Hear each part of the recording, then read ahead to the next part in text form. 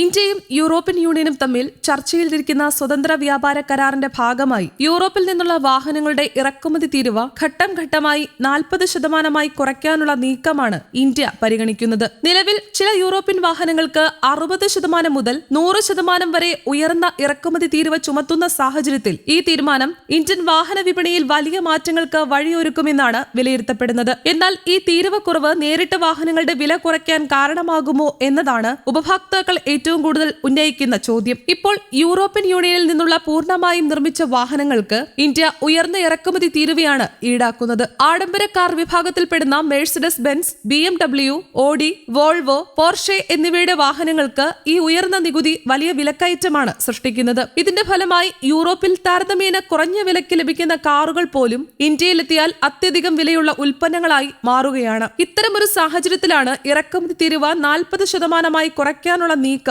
പ്രാധാന്യമേറുന്നത്. ഇത് യാഥാർത്ഥ്യമാകുന്നതോടെ യൂറോപ്യൻ വാഹനങ്ങൾക്ക് ഇന്ത്യയിൽ കൂടുതൽ മത്സരാധിക്യം ലഭിക്കും. തീരുവ കുറയുന്നത് വാഹനങ്ങളുടെ വില കുറയാൻ സഹായിക്കുമെങ്കിലും വിലയിൽ എത്രത്തോളം കുറവുണ്ടാകുമെന്നത് നിരവധി ഘടകങ്ങളെ ആശ്രയിച്ചിരിക്കും. ഇറക്കുമതി തീരുവ മാത്രമല്ല, GST, സെസ്, റോഡ് നികുതി, ഇൻഷുറൻസ്, ഡീലർ മാർജിൻ എന്നിവയും ചേർന്നതാണ് ഇന്ത്യയിലെ വാഹനങ്ങളുടെ അന്തിമ വില നിശ്ചയിക്കുന്നത്. അതിനാൽ തന്നെ തീരുവ 40% കുറച്ചാലും വിലയിൽ വലിയ തോതിലുള്ള കുറവ് ഉടനടി ഉണ്ടാകണമെന്നില്ല.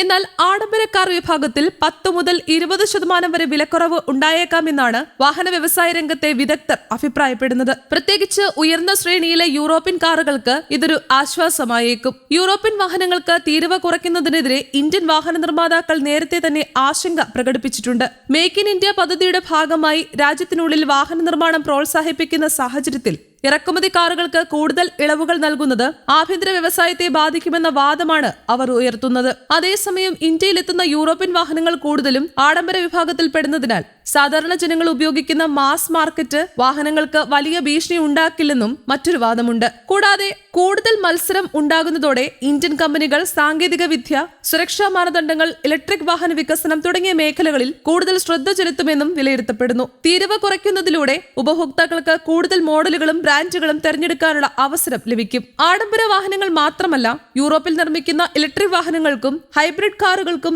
ഇന്ത്യയിൽ കൂടുതൽ പ്രവേശനം ലഭിക്കും. ഇത് രാജ്യത്തിന്റെ ഇലക്ട്രിക് വാഹന വിപണിയെ ശക്തിപ്പെടുത്താനും കാർബണിന്റെ പുറന്തള്ളൽ കുറയ്ക്കാനും സഹായിക്കും. കൂടാതെ യൂറോപ്യൻ വാഹന നിർമ്മാതാക്കൾ ഇന്ത്യയെ ഒരു വിപണിയായി കണക്കാക്കി ഇവിടെ കൂടുതൽ അസംബ്ലി യൂണിറ്റുകളും നിർമ്മാണ കേന്ദ്രങ്ങളും ആരംഭിക്കാനുള്ള സാധ്യതയും ഒരുങ്ങുന്നുണ്ട്. ഇത് തൊഴിൽ സൃഷ്ടിക്കുകയും സാങ്കേതിക കൈമാറ്റത്തിന് വഴിയൊരുക്കുകയും ചെയ്യും. യൂറോപ്പിൽ നിന്നുള്ള വാഹനങ്ങളുടെ ഇറക്കുമതി തീരുവ 40% കുറയ്ക്കാനുള്ള ഇന്ത്യയുടെ നീക്കം രാജ്യത്തിന്റെ വ്യാപാര നയത്തിലെ ഒരു നിർണായക മാറ്റമായി വിലയിരുത്താം. ഇത് ഉടനടി എല്ലാ വാഹനങ്ങളുടെയും വില കുത്തനെ കുറയ്ക്കില്ലെങ്കിലും ആഡംബര വാഹന വിഭാഗത്തിൽ വിലക്കുറവിനും വിപണി സജീവമാകുന്നതിനും വഴിയൊരുക്കും. ഉപഭോക്താക്കൾക്ക് കൂടുതൽ തെരഞ്ഞെടുപ്പുകളും മികച്ച സാങ്കേതിക വിദ്യയും ലഭിക്കുന്നതിനോടൊപ്പം ഇന്ത്യൻ വാഹന വ്യവസായം പുതിയ മത്സരാവസ്ഥയിലേക്ക് കടക്കുന്നതിന്റെ സൂചന കൂടിയാണിത്. ഇനി ഈ തീരുമാനം യാഥാർത്ഥ്യമാകുമോ, എത്ര ഘട്ടങ്ങളിലായാണ് നടപ്പാകുക, ഏതു വാഹനങ്ങൾക്ക് ബാധകമാകും തുടങ്ങിയ കാര്യങ്ങളാണ് വിപണിയും ഉപഭോക്താക്കളും ഉറ്റുനോക്കുന്നത്.